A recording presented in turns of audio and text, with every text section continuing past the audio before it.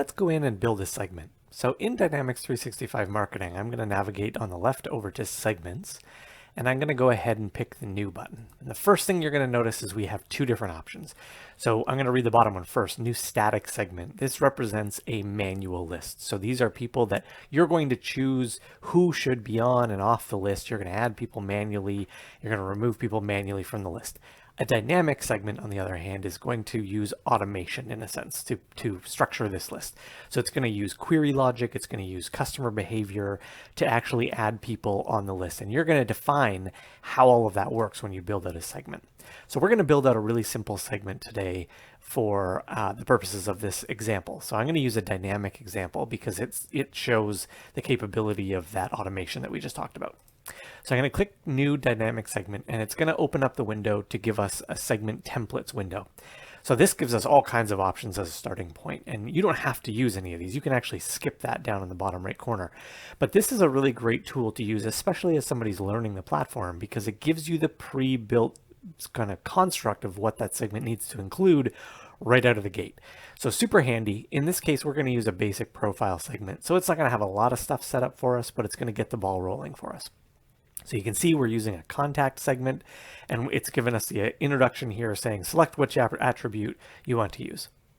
So the first thing I want to do though is name this segment. So we're going to call this Active Canadian Consultants. All right. And so this is going to drive, this Canadian Consultants is going to drive the logic that we build into this component down here. So the first thing we want to do is say contact. So we want to select those who live in Canada. So we know that's the address, one country region field, and we know the value of that field is going to equal Canada. So I'm going to start to type Canada. There we have it. So right out of the gate, there's our first bit. We've already built the first part of our segment, and we can actually estimate the size down here as we go. So I'm going to go ahead and click that, and you're going to see we have 14 contacts in the system where the country region is set to Canada. So that's great, but we want to select those who are consultants. So how would we do that? Well, we know that the consultant designation would happen on the account record.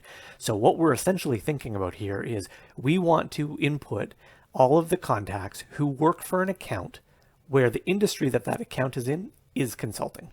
And so how would we go about that? Well, we would add in a related entity. And so we're going to go ahead and say we're going to pick the account that the company name. So that means it's on the contact, and the field that we see is called company name. That reflects the account that they belong to.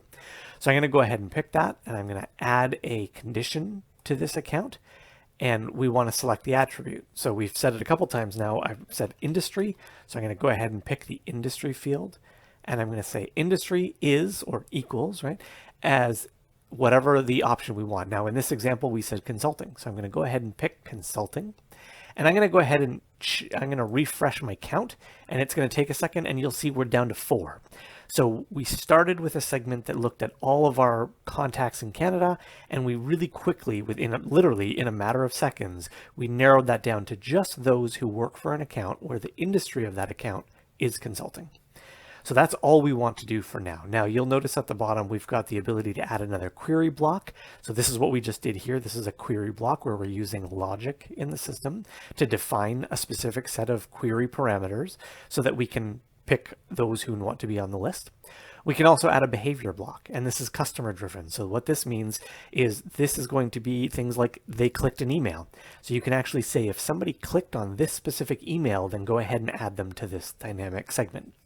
We also have the ability to use other segments that we've built and say if somebody belongs to this dynamic segment, we also want them included on this one. And so really handy functions right here, and it's all just as easy as it was up here. Click, drag, drop, select your values, and away you go. So I'm going to go ahead and save this. We've got our new segment. You're going to notice the Active Canadian Consultants is now up here. And the last thing we're going to do is to actually activate this segment and start to make it live and flesh out members. I'm going to go ahead and click Go Live. It's going to check for any errors. It's going to publish what I built, and it's now past the error check, and it's now going to be live. And you'll see it's going live up in the top.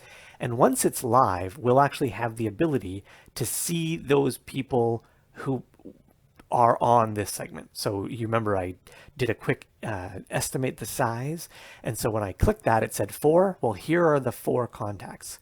Now, if we had our people in the system doing their job and they're working and adding new contacts in the system, and we get a new contact at one of these accounts that is industry equals consulting, then dynamically or automatically they would show up on this list the next time it gets evaluated. You'll see it's going to run an evaluation schedule at different times. So really, really handy function with respect to segments. As I said, you can use behavior segments, so people who are doing specific actions, right, clicking on emails, reading certain things, and so on, maybe visiting your website. If you've got the right tracking scripts in place, lots of capability available in this segmentation feature. And one of the best parts is when you've got it as part of D365 Marketing, it's embedded inside of your production CRM environment. So you're using your actual customers and their actual behaviors to drive the list that you need to build. Really, really handy functionality there. If you have any questions, feel free to reach out to C5 for more input.